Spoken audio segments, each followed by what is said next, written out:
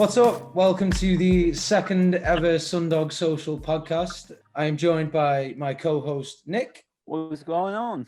And our producer on the sidelines, Cam. Oh, hi. Is that the best you could do? That's really the best you could do. I don't like these introductions. Okay, fantastic. We're off to a great start. But most importantly, obviously, the reason we're all here, we are joined by the monstrous, blackened, death, grind, sludgy, fuckfest, Chris, Mal and Rob. Yersin, boys, how you doing? Oh, very good. Hello.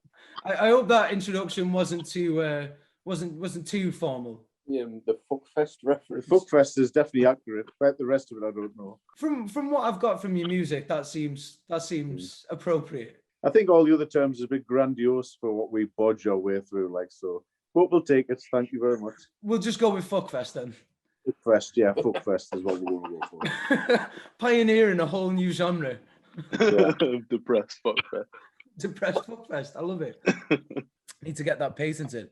So the first thing I want to talk about with you fellas, because I have little to no understanding of the Northeast metal scene. This is the main thing I really wanted to just jump in and talk about straight away is, if at all, or what is the Northeast metal scene in its entirety? So Newcastle, Washington, Sunderland, obviously. What is going on in the Northeast? Well, at this moment in time, there's not a lot going on at all, really.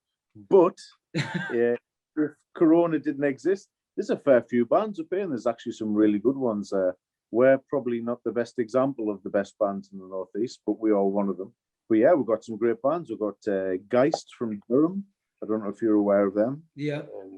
Live Burial from Newcastle. Plague Rider. Hell Crusher, great band from back in the day, still going now. Decontrol. There's the mighty Clunge Destroyer from Carlisle. I don't know if you're aware. Well, that's not really Northeast, but still we've taken them in as our own. We are the rich scene. That's a culturally complex scene. Yeah, that is a fantastic incorporation into your community there with Clunge Destroyer. I love it. Because where my references come for the Northeast is like the old bands like Venom, Tigers of Pantang. That's what I know is the Northeast metal scene. And I know about Woden's Throne and Your Codename is Milo, which are two completely different types of bands. But is there any one genre now in the Northeast? Because obviously all those bands were completely different eras, different genres. Is it very much what you're doing now, or is it varied? In the Northeast, it's a mixed bag. There's like a metal genre, like a metal scene going on, but at the same time, there's still people riding the coattails of indie that wasn't as good as it was in the 90s, if that makes any sense. Yeah, a lot of sense. Quite a lot of like punk influence going around Sunderland, like the Futureheads and Loudmouth and that. So that's always pretty. Like people who are doing things in Sunderland in particular have they're in with that lot. Yeah, it's quite a good click when it's up and running, which it's kind of felt a bit. But there's a few venues in Sunderland alone. Obviously, Newcastle has got a couple. We've got the Metal Radio Arena. So for that gets the big bands in. We're more close to home. We've got Trillions in Newcastle, which we've played a few times. I mean, I don't go out, like, as we've got older, we don't go out like every Friday and Saturday night and weeknights. But before, when we were a bit younger, there was metal nights twice a week. So there was quite a thriving thing. We'd get bands on. I think the beauty of it now is that bands do sound different now, because I remember in the mid-2000s, there used to be a million shitty metalcore bands in Sunderland. Each one sounded like Every Time I Die. There used to be just tons of them. And now that everyone's a bit older and people have given up, the people that still want to do it have developed their own sound, if you know what I mean, which is a bit of a benefit. But I would say hardcore punk is probably the most prevalent of the extreme styles around here. Like, so that's the thing that's sort of like the overarching genre then is the hardcore scene. Yeah, like if there's a hardcore punk show going, even if it's like the crappiest little old school pub, it'll be rammed. And like we don't really get much of a sniff of those because we're kind of a bit too metal. I was gonna say, like with you guys saying that you might be a bit too metal to play the hardcore punk scene. Like when I was listening to bits of your music, I was getting like kind of Bad Brains tones for some of it. I was feeling a little bit of American hardcore coming out of it. I was really enjoying that. I mean, we've been invited onto quite a few gigs where we might be leaning towards the metal side, but we always return the favour and get like the punky lads on our shows. We'll put any on.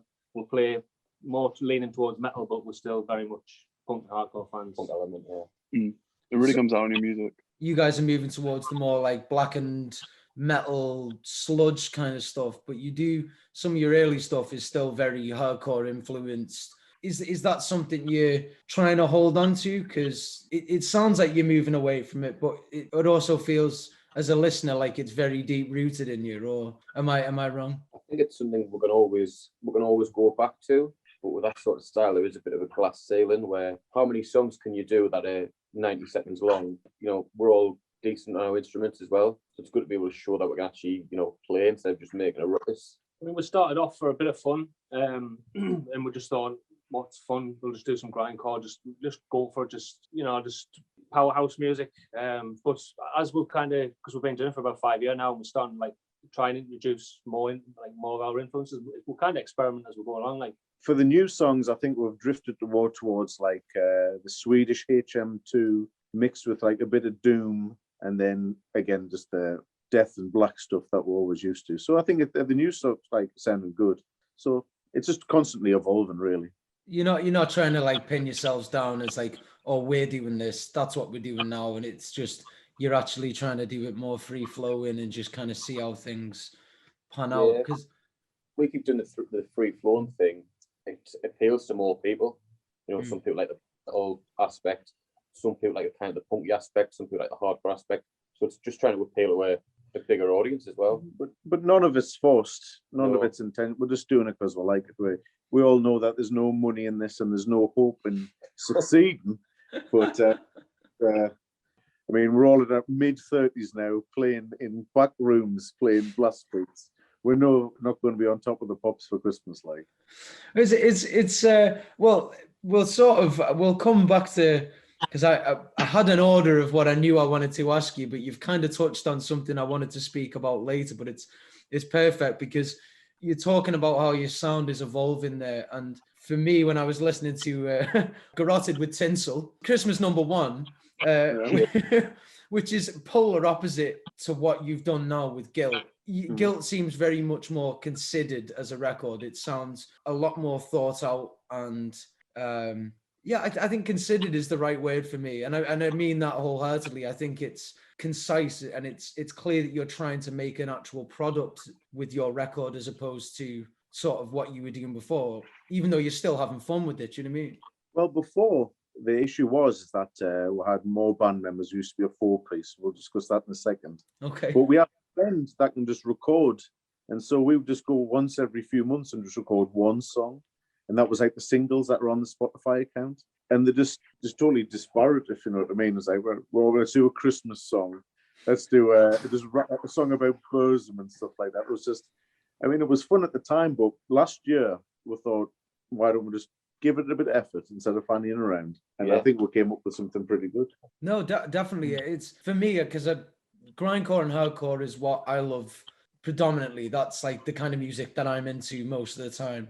And when I listen to your music, I hear bands like Trap Them, All Pigs Must Die, Nails. You get that grindcore influence, obviously, but then the way you've done Guilt as well, like I said, that idea of like the record seems more considered. I hear elements of like Bong Ripper and Car Bomb and stuff like that, where you've using all these like deeper tunings, more sort of precise riffs and more intricate ideas. And I think it definitely shows. And I genuinely don't mean that in a kiss-arsey way, because if I'd have discovered your record without knowing about you, it'd still be something that I listen to, purely because it does feel like it's up there in terms of that well thought out grindcore sort of scene. Another benefit is that last year we managed to write the songs in the most un-grindcore place ever. We wrote the songs in a disused gymnastics studio. Like we wrote in a room that had like crash mats,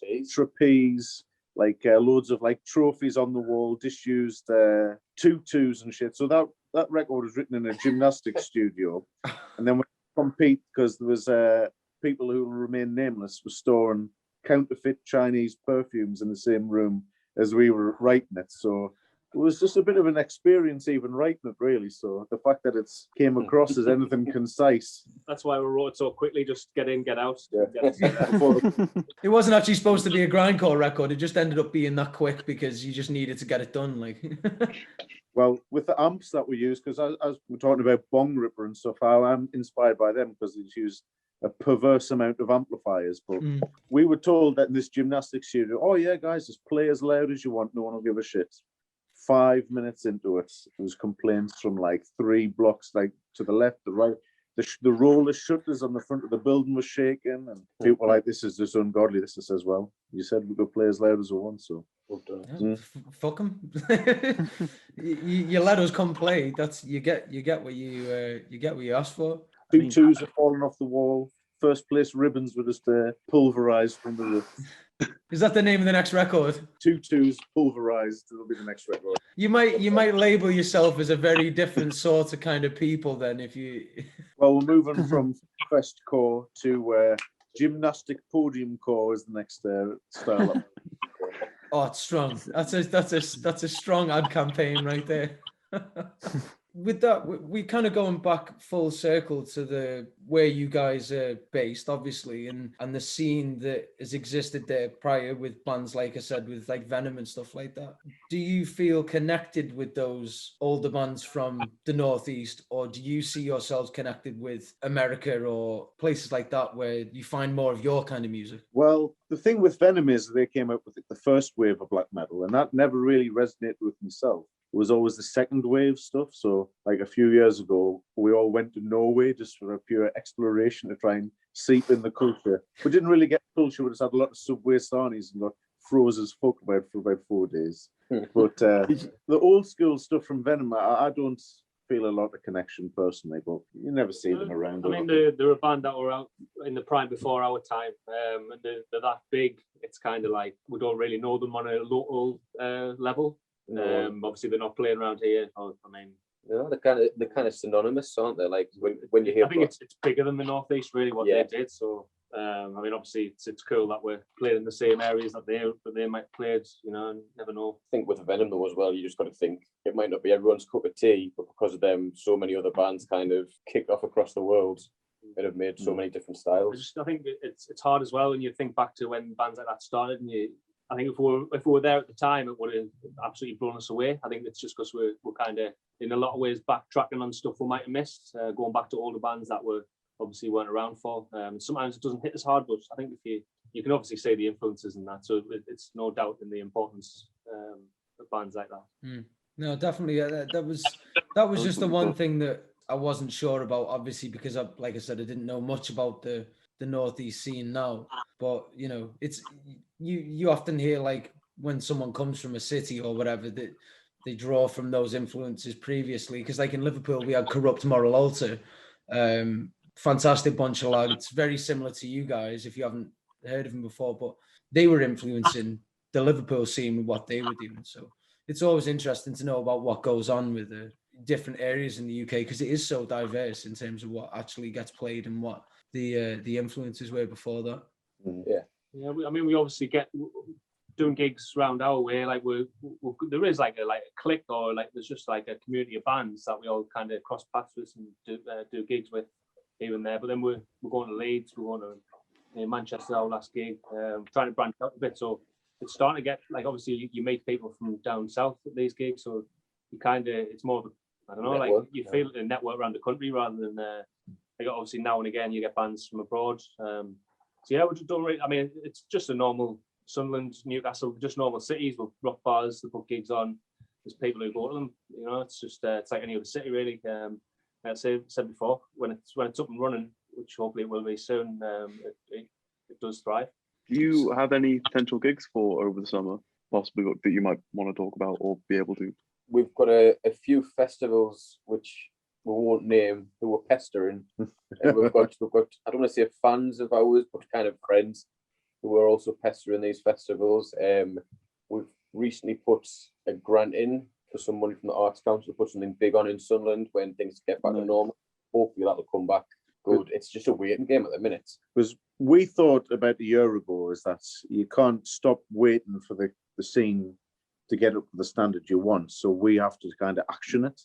So we started doing our own gigs, and we had planned for October last year, like a full all-day gig, bands from all over the country to come up, and then obviously that was cancelled. But once everything's available again, we're not just going to wait for the shows to come. We're gonna take the bulls by the horn and just do it ourselves.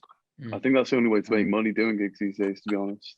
I mean, every time we've done it in the past, we've made a loss, but it's just all part and parcel, because if we don't do it and nobody else does it, then you've got no scene. So at least we're lucky enough to have enough in our pot from selling shirts and CDs that we can put these on, if you know what I mean. I think as well, when you rely on a promoter, you forget that promoter is probably getting, you know, dozens of messages and emails from bands asking to be on the show, so they can't always please everyone. So it's just good to do it ourselves. I was just going to say, it's a very hard game when you've got a promoter and they've just been bombarded with messages for wanting gigs, because I know that within the metal industry, there's going to be very much big difference. Like going to gigs, do you expect people to be like sitting down, or do you expect people to be around each other again, like not socially distanced? Well, with regards to social distance, we did a bit of an experiment last year that during the gaps between the first and the second lockdown is that we did a gig where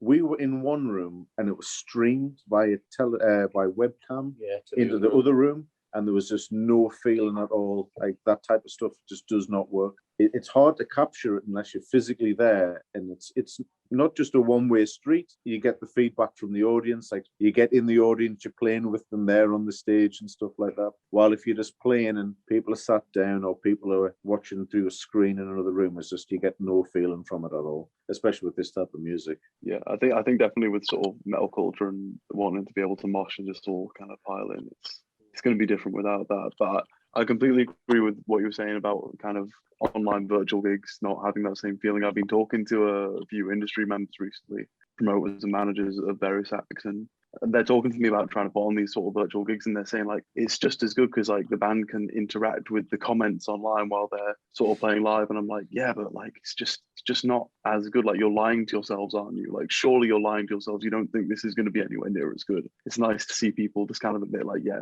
we're going to wait till it gets better. Well, also with these online gigs, it's good because it puts a little bit of money in these bands' pockets. But if you think about it in the long scale, like it's a dangerous precedent to allow bands just to do these online shows. Then it stops it. It takes away the need for the band to come and tour. So it's a fine line. I mean, obviously the bands have got to survive, and I'm totally for that and earn a bit of money. But do we want the future just to be, or the gig on Friday night, pay-per-view, and that's it? Then that's live music totally finished. That's kind of this precedent with what we're facing with at this moment in time. It's interesting you talk about it like that as a potential future, medium. And I never thought of it like that way, that it could possibly end up being a replacement. You know, there's no way that could work for the likes of you in terms of what you're doing. You need the people, you need the bodies in the room, you need the energy. I mean, most styles of music, imagine techno without people in the room, like it would just be shit. Let's be honest. You wouldn't have people dribbling over each other, all carried off their heads, like, That's part of the charm. They'll be doing it on their own. Yeah, just people sat in the living room sniffing cat, like just with their fucking cat. Yeah, just riding on. Yeah, it's interesting you put it like that, because I never actually thought of it as a worrisome thing that it could actually take over as a medium. I mean, you've got people like Facebook trying to monetize these live gigs now on Facebook. You're trying to stop people from posting music when people can't go and post music anywhere else. You don't want to give, I mean, I don't want to sound like a mad conspiracy theorist, but you don't want to be given control of not only your art, but the enjoyment of other people's art to a corporate entity.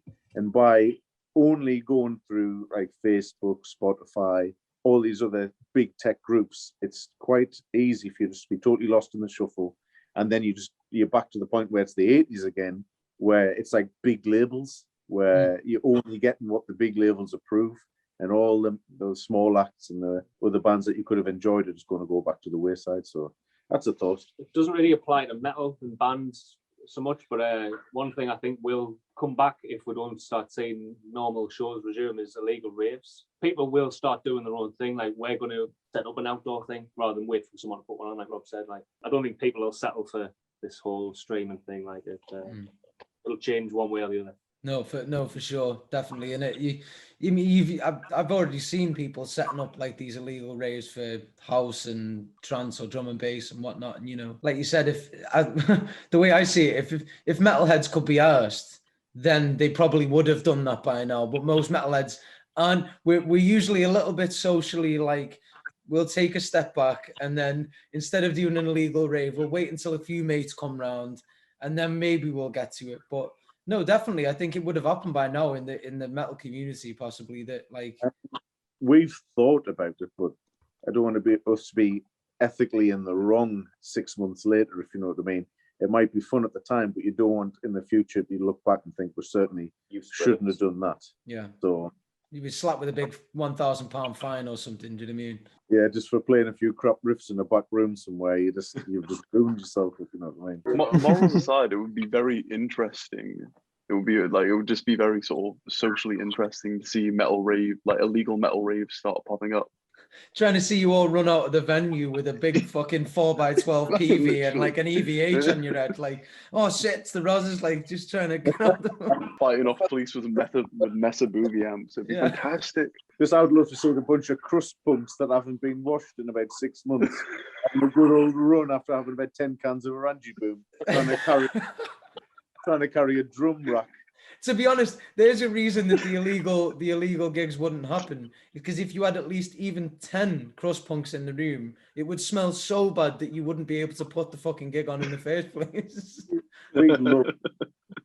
A special bonding with some of the crusties. Like, we go out of our way at gigs just to make friends with some of the crust punks, because they're a dying breed, and you've just got, I treat them like a charity, if you know what I mean. It's just like they're carrying the torch for the next generation. Like, fuck me, out of all the subgenres of people, I just can't understand the crust punks, but I fucking love them. Yeah. They are. Right, so on that note, we'll take a little break, then we'll come back after that, and we'll jump straight back into it.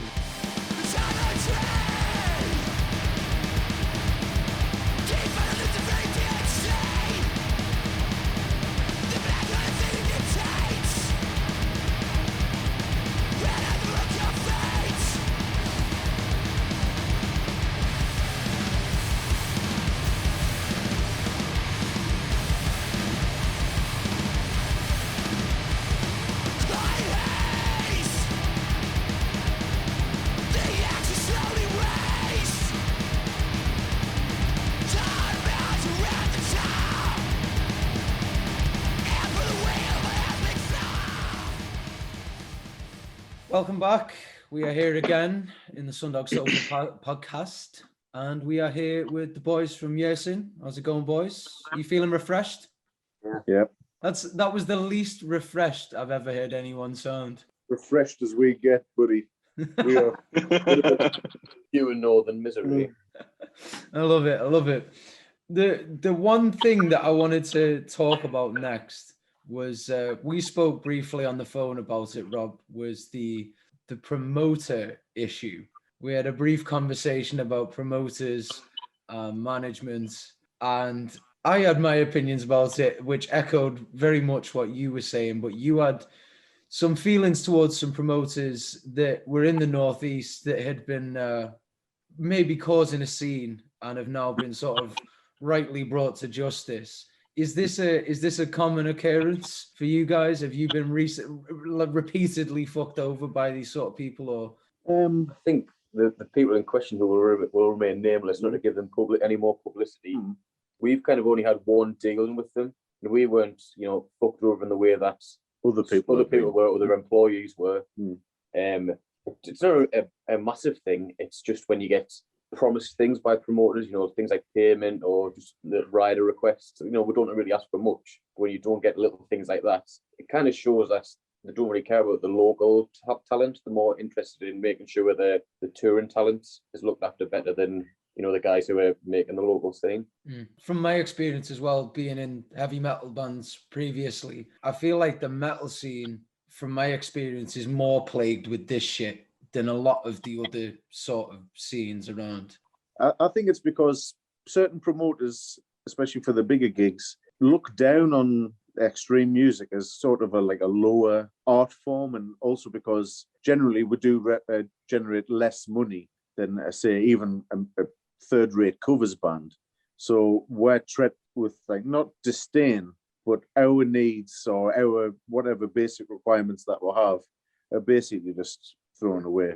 One of the benefits of being in an incredibly unsuccessful band like ourselves is that we deal with just local promoters on a general tip who understand that we're just trying to play music. We're not out trying to make a living off it. So the smaller the promoter, generally the better dealings that you have with them. So that's generally our thoughts. But they see the no money in it, and so they treat you like shit. Basically, that's our understanding of it.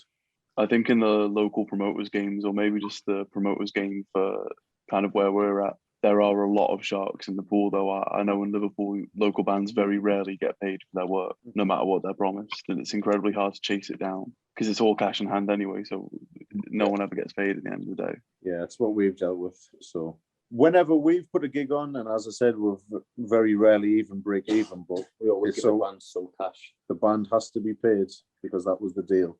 I think a lot of the times as well, the bigger promoters in Newcastle and Sunderland promote themselves as faceless. They've hired other people to work for them, and they're just following orders. So you can't really harass random Joe blogs for some money that you're owed what their bosses promised, if that makes sense. Yeah, the buck doesn't usually stop at them. There's some sort of middleman or higher. And then you just can't get hold of it. They seem to disappear, numbers change, email addresses Yeah. change. How long do you spend chasing a few quid? We don't really want to be chasing money here and kicking up a scene, dealing with people who are going to treat us like that. We just want to stay out the way, and anything comes our way, it's a bonus. Yeah, I think we'd rather play gigs where there's no guaranteed payments, but then at the end we get a bit of petrol cash or something, rather than get promised the earth and then we don't get anything. For me, in my experience with it all, you either get the promoter who tells you to promote the gig and you'll get paid X amount for how many tickets you sell. And you're like, well, aren't you supposed to be promoting the gig to people?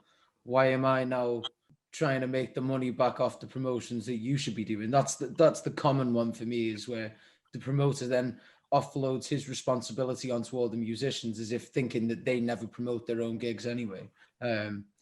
Especially in the metal scene, with doing like metal to the masses and stuff like that. Here's a question for you. What do you think about the metal to the masses gimmick that they have going? What's your thoughts on that? So I was involved with it probably we're going back now, probably like 2012. That's when I did Metal to the Masses, I think. And I played in a venue in a town called Devizes. We did the quarters there, and then I think we did the semis in Bristol. We made it through. But that semi-final was really interesting because the band that won had a certain gimmick about them, but it also transpired that they were very well connected with the promoters. Mm-hmm. So subsequently, none of those fucking gigs had anything to do with the quality of music that was actually played. Now, unbiased, we were technically the best band out of everybody there. We performed the best. We were the most proficient in our instruments, and we put on the best show. And for us to not even get a mention in that, for us was not disheartening, because that's how our competition is, but it was confusing. And when we found out the sort of underlying issues with that, that's when we started to really notice this about the Metal to the Masses situation. It was about numbers. It was not about talent. And that's how I always felt. I don't know if you feel the same. I think our experiences are exactly the same as yours. We've played the Newcastle heats, and again, totally unbiased. Well, I can't say totally unbiased, but there was this one occasion where it was the quarterfinals, and we just smoked everyone there. Yeah. And I had most people there. There was people. It was a great night. Mike Sons smashing the crowd surfing. There were good bands that we were playing with, no doubt. It just, I was always under the impression Bloodstock was more of an extreme metal festival, especially when it first came about. It was the band's download wouldn't book kind of thing. And we were definitely the only people playing blast beats, DB, thrash, drums. It was us and a lot of rock bands. It's fair enough. I mean, we're not taking anything away from the playing, but we thought just with the style of music, we fit the bill a bit better. It was a metal show, really, and like I say, it was a hard rock. competition, really. There was a review of one of the gigs we played, and our caption line was, "This band is ideal for Bloodstock." And then I was like, "So if you're putting the gig on and we're ideal for Bloodstock, how aren't we at least in the final?" Like that's. And as you said, the gimmick bands always get through. I'm going to sound bitter, but if you've got a gimmick and you've done one rehearsal before, you're through. And that's all we're going to say about that, because I don't want to dig myself a hole with people in a local area. But like I see it from both sides. Like the bands we played with were all good bands and all like, you know, competent at their instruments, but it wasn't extreme. It was like kind of blues rock. And you know, I've been to Bloodstock twice, and at no point have I said I'm going here to see some blues rock. another issue I have with not just Metal to the Masses, but any of these band competitions is that they're probably doing more damage to local music scenes than they're anticipating, because instead of fostering community, it's just like, I can't believe those cocksuckers got the spot that we should have got. So automatically you're causing division in a group of musicians that should be unified to make a better music scene, but you come out of it bitter and just fucking right pissed off, and it just ruins the local 100%. music. We'll deviate away from that before we get ourselves into some more hot water with it. Nick, I know you wanted to talk about something completely different, so we'll I wanted to go through like the recording process between your discography, because correct me if I'm wrong, but your first release, Bulgarians, is a 10-minute EP, correct? Maybe around there. 10 minutes. 10, Yeah. 15. So I was dabbling on some research just to look at you guys up, and is it true you recorded that in a basement? Fuck bunker. The fuck bunker, yeah. Well, it was a basement for like a large terraced house, but yeah, it was done in the basement with our good friend Matty G, the mix master on there. So yeah, that was piece by piece in someone's basement. And the procedure from going from that to a gymnasium? Well, the gymnasium was just for recording. Writing. We recorded the Guilt record at No Studios in Manchester. Joe Clayton, who's in the band Leached. So going from like a totally informal setting of just doing it ourselves to having like money down, studio time booked, it was like it kind of lit a fire under us, if you know what I mean, because we can't be fucking around now. We've got to do it properly. And so I think that elevated the whole process.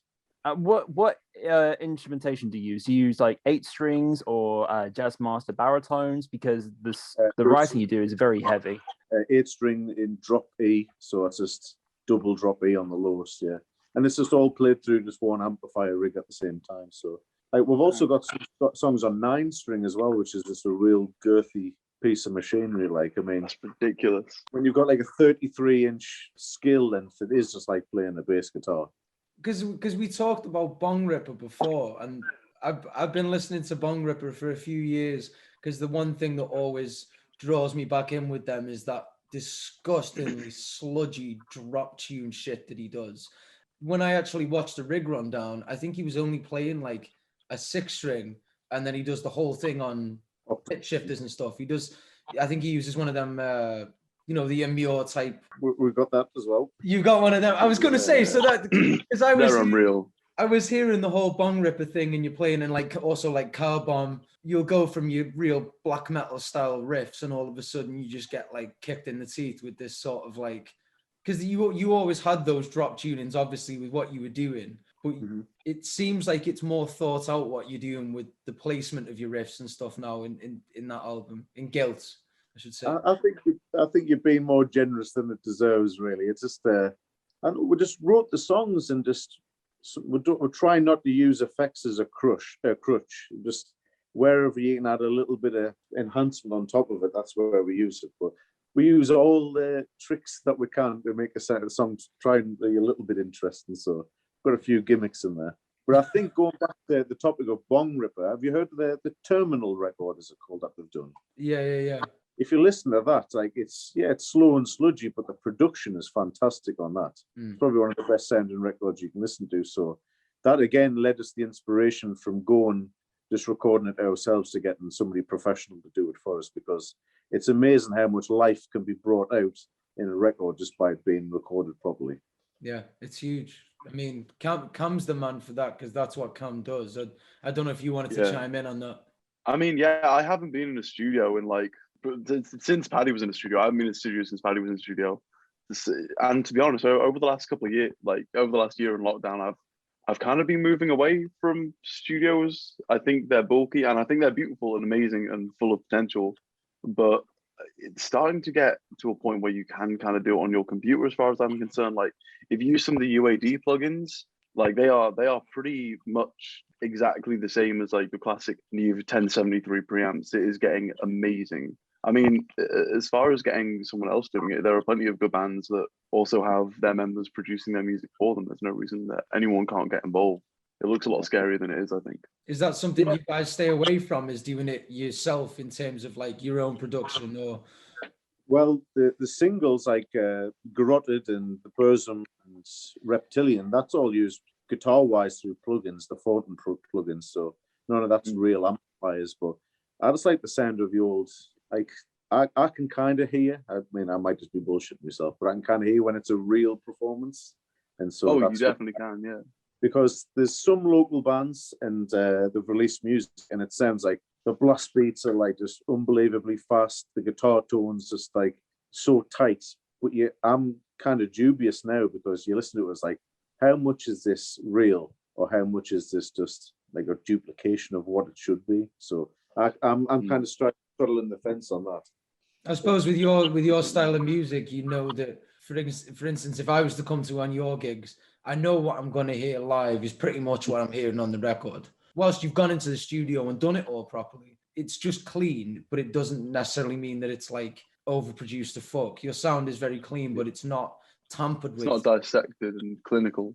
Yeah. I mean, myself and Mal, we recorded the album. We did it all without click. We just did it in the room together. So that it kind of gives it a bit of breath because in the past, we've just been absolutely pulverized by click tracks. You just hate it. Because a lot of the times when you're playing to click, you're not performing the song, you're performing to land on the click. And that kind of chokes it a little bit, I think. That's just a thought of mine.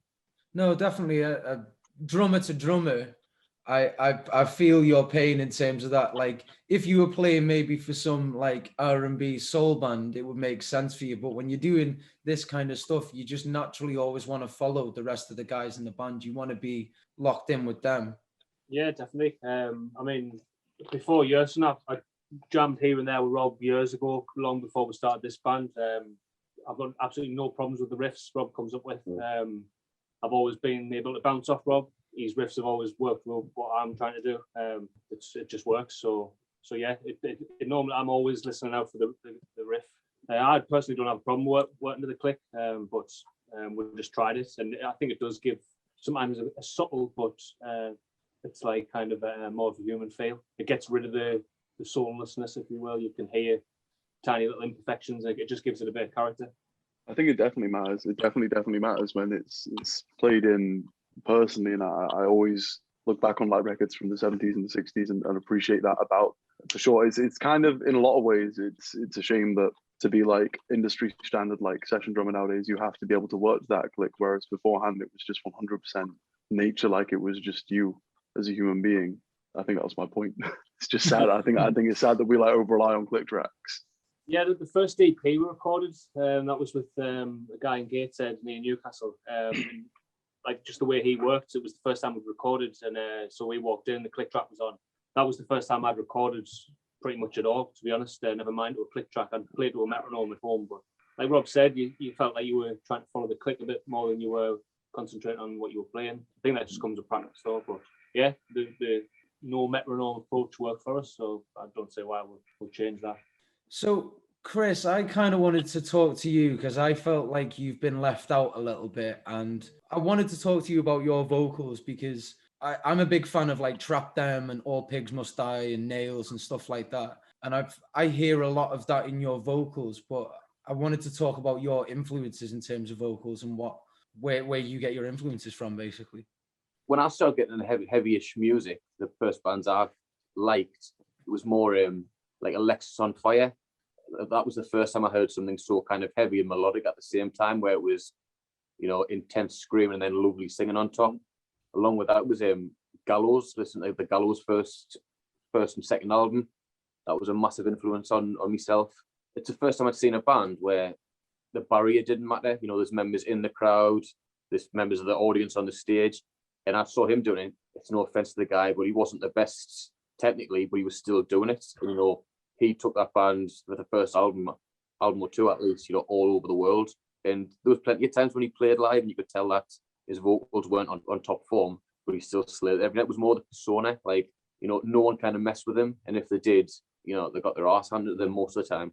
Well, definitely. I mean, I saw them. I was lucky to see them on their last ever gig with Frank Carter in Camden at the ULU. You saying about Frank Carter's performance, it was one of the best that I've ever seen. Yeah, I think, like he says in interviews, he got to the point where there was like a glass ceiling. There's only so far you can kind of take that style. Obviously, you know, he quit music and he started a new band, then he quit again, he started another band. Gallows, though, now I still like Wade McNeil singing. He's got an excellent kind of punk, gruff tone to him. Do you find, as someone who is a Gallows fan, do you find that Gallows now sounds like a really good band covering Gallows as opposed to still Gallows? Because I feel like for me, Gallows is that sound with Frank Carter. For my own peace of mind, I sort of have to separate the two. Maybe I'm being a bit daft, but I don't know how you feel. No, the first time I saw them with Wade, it was either at the O2 in Newcastle or it was at Download one year. And I went along thinking this isn't going to be good. You know, it's going to be like karaoke. You know, there's a band playing and there's a guy singing over the top. He's got much better technique, much better stamina. He controls an audience just as well as Frank. I just think when Frank Carter came out, you know, when Gallows came out with Frank Carter, they were all over Q, they were all over Kerrang, and they got so much press. If they'd got that much press when Wade joined them, I think they'd be on the same level that they were. It's just a shame they haven't had as much promotion. No, for sure. I definitely agree with seeing Wade McNeil live as well. Seeing that comparison, I seen them with Wade at 2000 Trees Festival, and it was the famous one where he's actually covered head to toe in mud.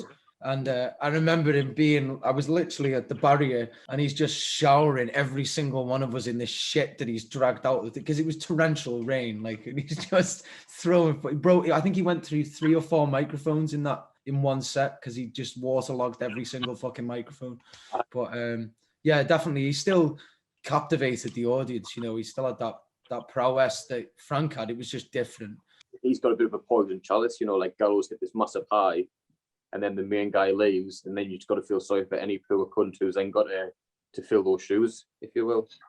With vocals, is that where you sort of, you say you're not technical, but I hear technicalities in it, even if you're not. I hear a nuance to your vocals. Like I said, with Trap Them, especially, your vocals remind me of the guy from Trap Them. I don't know if you're familiar with him, American sort of grind thrash hardcore band. You've got a very similar tone, and that is only achieved through some level of like confidence in your own ability.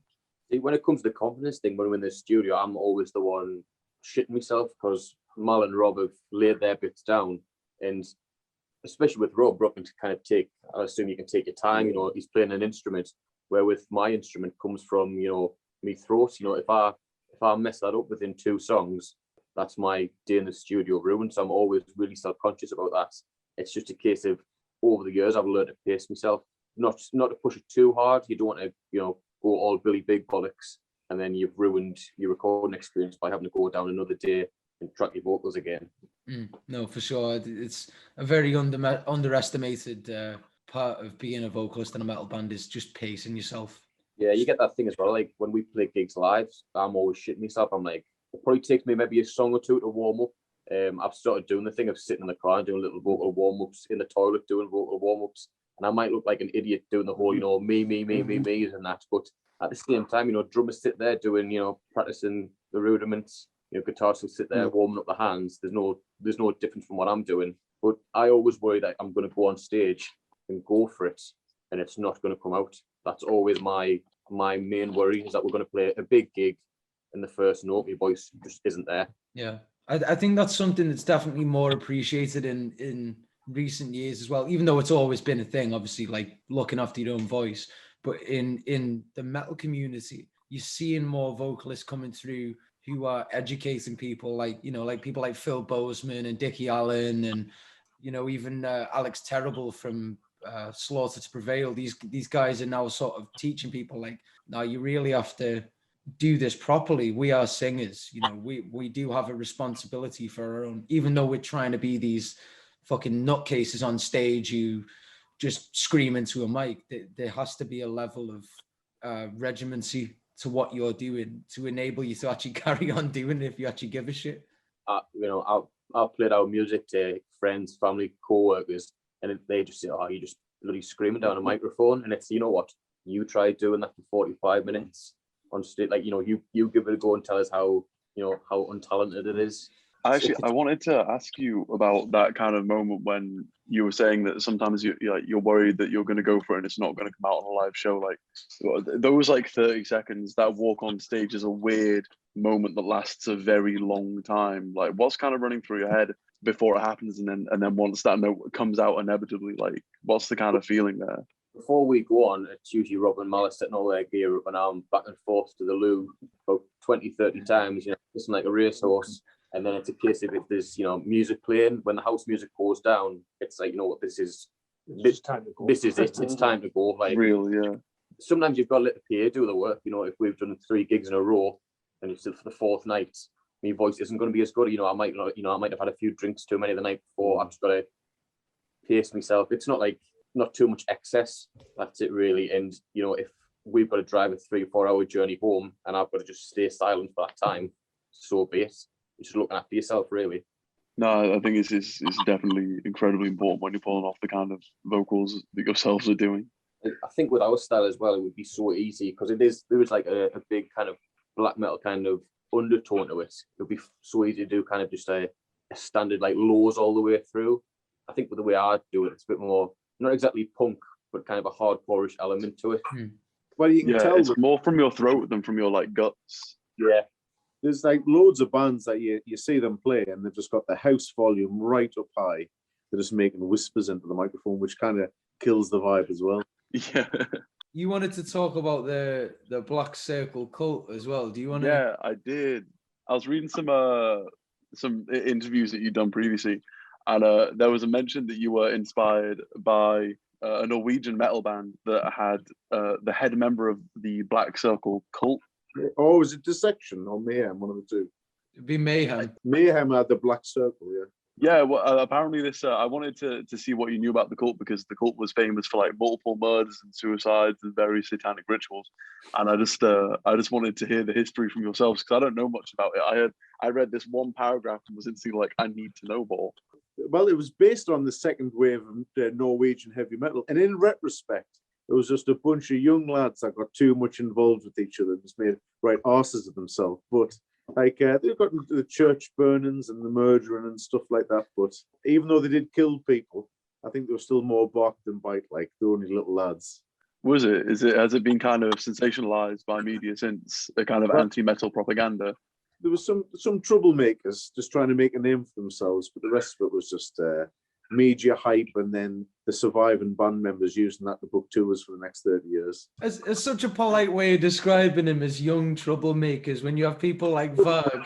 Who stabbed a man 38 times in the back in self-defense. Only 27 times. Sorry. Allegedly. Yeah. Allegedly. Yeah, out of order. I mean, because Vikernes is totally banned from, you can't even have like a Burzum logo or anything on Instagram. It just get immediately shut down. I mean, obviously he is a nutter, but then again, that is a weird concept being totally erased from modern social media. I think with that it was to do with the because when he got released from prison for the old stabbing, he went and started a online neo-Nazi forum, and I think that was the reason, that not because Burzum shouldn't exist, but it was just like, just in case he has anything to do with it, we'll probably just shut it down. See, that's the problem with old Vikernes and music in general, is that like, I think the records were great, but he's obviously a nutter. Where should I stand on that? Do you separate the artist totally from the music? You should do, absolutely. Like I still like listening to Michael Jackson, but I mean, we know what the man's capable of. You do have to separate the music from the artist, but it just depends on your moral standpoint on at which point you decide to separate it. You know, I'm not sure. I think that you're, if by let's say you listen to them on Spotify, you're directly funding them. And I'm not saying that I'm not guilty for this. I listen to the Smiths and Morrissey's a questionable kind of guy. well, he's just a Tory. He's just, I mean, yeah, he's a bit more. He's like a fucking Tory on steroids. And also, you can't be possible. You physically can't fund Michael Jackson or Gary Glitter because they're dead. So you're not paying them to go out and nonce more kids. You just. So do we have to wait till they die, or do we just put people that we like that like turn bad to death so we can listen to them? Well, there's in retrospect, there's a video from me from 2006 singing "Last Train Home" by fucking. It was just in a club, but I draw the murdering, church burning. That's fine. You can get away with that. Nonsense, too much for me. Like nonsense, no. Church burning, yes. That's how we'll open the podcast. If any churches get burned down in Sunderland in the next couple of days, we're fucked. Yeah, yeah, you are fucked. Even if it's a lightning storm, you guys are still. That's it. It's on your name now. Well, if we get pulled up for that, I'll go from the fucking 160 plays a month we get on Spotify. Hopefully, we'll break triple digits if one of it gets done. Okay, well, I think we've come to a wonderful climax in the conversation. I wanted to thank you boys for coming on wholeheartedly. I love listening to your music, genuinely, and it's a pleasure to have you guys here. Maybe in a year's time we'll get you back on and we'll see where everyone's at by then. Also, if you haven't been arrested for any church burnings, because if you have, then we might not be able to like sort of be affiliated anymore. So yeah, thank you so much for being on, and you can check out more of Yersin in the zine. You'll be able to read a full sort of concise, lovely write-up with the boys. Where can everyone find you as well on social media? What's your So it's facebook.com/Yersin official. Instagram, it is Yersin band. And Twitter, it is also Yersin official on there. Perfect. Go and check them out. The latest record is Guilt. It is heavy as fuck. Thank you so much for being on, and we will catch up with you again very soon. Cool. Thank you very much. Hey, guys. See you later, man.